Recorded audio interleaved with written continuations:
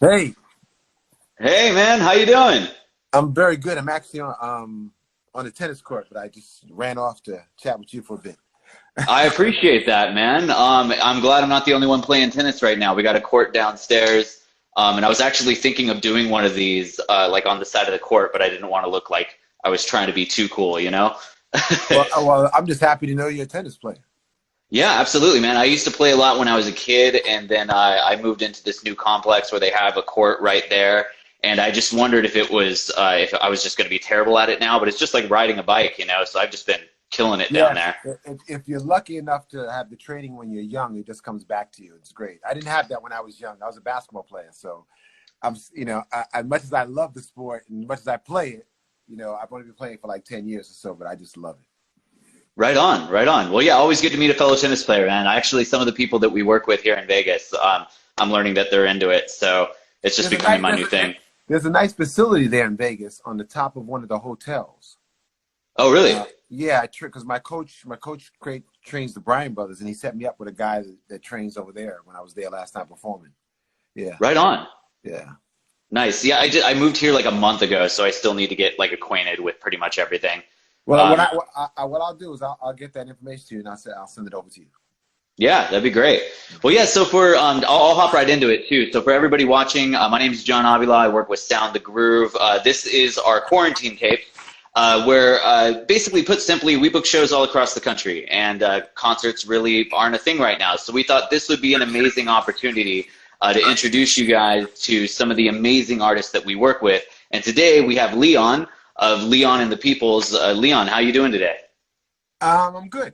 I'm happy to have some good weather here in New York, and on the tennis court, and but missing my band, missing my peoples badly, and I bet. missing the shows that we had booked. Yeah, it's a little disappointing.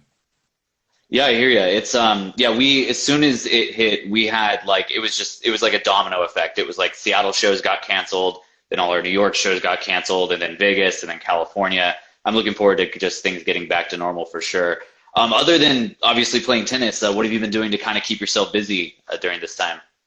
Well, I've been doing some writing, both on the music side and theatrical side, because I do have a day job, and yeah, that's about it. Having a lot of Zoom meetings, obviously, like a bunch of other people, and developing. I have a production company as well, so we're constantly developing our projects, and writing some music. We had two singles that we were going to be promoting and dropping videos for the summer, and so it's still in kind of limbo right now. So we're trying to figure that out. Right. Okay. Well, right on. Well, yeah, I'm glad you're keeping yourself busy. So for everybody who's like tuning in, it's no secret. You're a man of many talents. You're no stranger to the big screen, playing in, Cool Runnings and of course, Little Richard. But I did want to ask, like, because I saw this interview and you very passionately said that your true passion is music. And I was curious what it is about live music and performing that, just really fuels that fire in you. Well, the difference is, being a trained actor, my job is to bring a writer's character to life on screen. But when you see me singing with my band, well, that's me. Those are the songs that I want to perform, the songs that I wrote. That's the message I'm trying to get out to the people. So it's a beautiful thing when someone says, God, I really love your song. It's a little different to me when someone says, I really love your movie, because it wasn't my movie. I was just in it.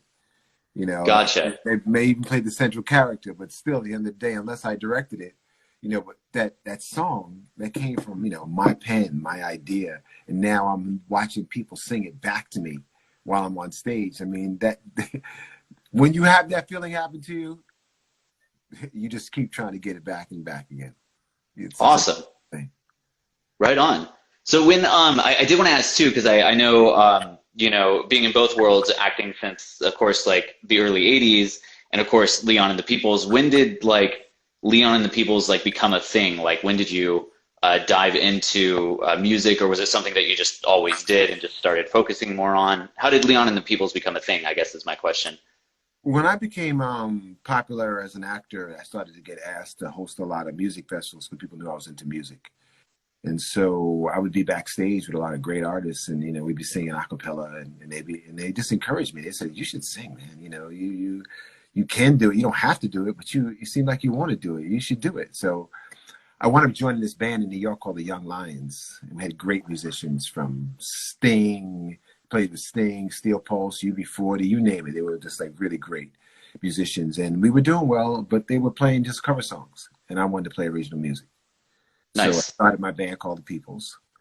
And then eventually I called them Leon and the Peoples because no one knew who the Peoples were, and they knew who I was. So we got better gigs that way. Fair enough. Cool, cool. Would you being in both industries, would you say, and I'm genuinely curious to know, like, would you say one is more competitive or tougher than the other? Mm. It's tough for me to say that because I haven't been doing music as long as I've been acting. But it's incredibly tough. The music business, I think, is maybe even tougher because it's not as regulated. Gotcha. As an actor, I have a union. There's unions. There's things that you can do and you can't do. In the music business, people do anything. You know what I'm Yeah. saying? And that was probably one of the hardest things for me to get used to was dealing with musicians. Because in acting world, you can't even be a minute late. And yet I was dealing with musicians who come in an hour and a half late to rehearsal or come late to Right. the show, and I'm just like, you got to be kidding me. I hear you. Yeah. Right on. And yeah, plus too, I imagine, especially in LA, and I'm learning in New York, it's very similar. Just like finding the right people to work with is just a nightmare and a half because there's professional bookers, there's, never want to down talk another business, but there's, nightmarish bookers to work with. And it's just, very just grabastic for sure. Um, so who would you say like your biggest influences were growing up as far as music goes? Wow. There are probably like three people who, as songwriters, from the very beginning, before I even wrote songs, I was just amazed at their writing ability. Of course, with Smokey Robinson, um, Robert Nestor Marley, Bob Marley, and because he basically, when I heard his Naughty Dread album, it changed the course of my life. I think the backbeat of my life is the drum and bass of reggae, and so it's influenced the music that I write, that I perform, everything. And I've always have been enamored with someone that I've got to meet and hang out with for a bit was James Taylor. That was, for me, I remember being in college listening to his songs and just going, wow, this dude. Nice. Right on. Well, cool, cool. So, as far as I know that you, of course, toured nationally, and for people that are, we're going to put this on our profile, and we're going to leave it up, and definitely on our YouTube and our, IGTV and whatnot. And we're, of course, going to start working with you a little bit more, like by booking, these Leon and the People shows, which we'll definitely, announce more once the pandemic is over. But do you have like a go-to bar specifically in New York that you like to perform at or go to? Um, no, I can't say I have one that I just, that I go to and would love to and have performed there. There used to be back in the day when we first started our band, there was this place called the Canal Room. And, Gotcha. and it was amazing. And it was packed and then we'd be in there just that's basically where I got my band going, was in the Canal Room. Yeah. Right on. What part of the city was it in? It was on Canal and Sixth Avenue. Right Oh, there. okay, cool. Right there at the beginning of Tribeca. Nice. Yeah. Right on, right on. Well, cool, man. Well, sweet. Well, yeah, so kind of a fun question I always like to ask, it's kind of a two-part question. What would you say is like the weirdest show experience that you've ever had, either at a show and on tour, and then also what's the best show experience you've ever had? Wow. The weirdest show experience. Hmm. I was on a nationwide 38 city tour with someone that I revere, an artist named Barris Hammond from Jamaica. And we were selling out and it was great. It was my band. We had our own tour bus. It was rap with our thing. It was great. And we pulled into, I think it was San Juan Capistrano for a show. And I don't know whether the promoter didn't promote the show or the venue, but we walked in and there was like no one there. I mean, it was like with like three big artists, we're like a big tour bus. I mean, three tour bus tour. Okay, walked in, it's like empty seats and tables, hardly anybody there, and I'm like, how could this happen? We just we just sold out the House of Blues last night. What's going on? Right. And I remember Barris giving me a lesson, which I never forgot. And it's, and I take it with me every time I perform. He says, I don't care how many people are here. He says, whoever's here has never seen you perform before. So you make sure you give it to them. And from that day on, it didn't matter how many people in the room. I mean, I knew I had to do my thing. Nice. Dude, right on. That's really humbling from an artist. Like you said, you guys were selling out the House of Blues like the night prior. So that's really cool. Yeah. What would you say your best show experience ever was? Wow. Gosh. I've been lucky to have some really good ones. I think the one that sticks in my head probably right now would be probably at the Hard Rock in Orlando. Orlando, okay. Yeah. And it's a big venue and it was packed. And when you're on a tour and if you're not the headline artist, sometimes when you get to these tours, sometimes you may go in a little early and a lot of people aren't there. But this particular time, this was a packed venue and everyone was in there before the show even started. So we got Nice. really, and we also were given an extra 15 minutes. So we got to do close to like 50 minutes that night. And it was just a lot of my fans happened to be there, and it was crazy. I mean, I remember specifically because this was the time I sometimes I go down into the crowd or right there, and it was like a gate to protect me from the crowd. And I went down, and I was singing this song, and this lady put her hands right down my pants and grabbed me, right? And I lifted her out of my pants, right? But with the band was like, and even Barris was watching backstage. He was like, dude, I'm not surprised that happened. What I was so surprised that you never even stopped singing. You sang right through it, Oh my God. Yeah, and that's one. But I've had several. It's it's always different. Right on. Yeah, no, I can imagine why that would never escape your memory for sure. Yeah.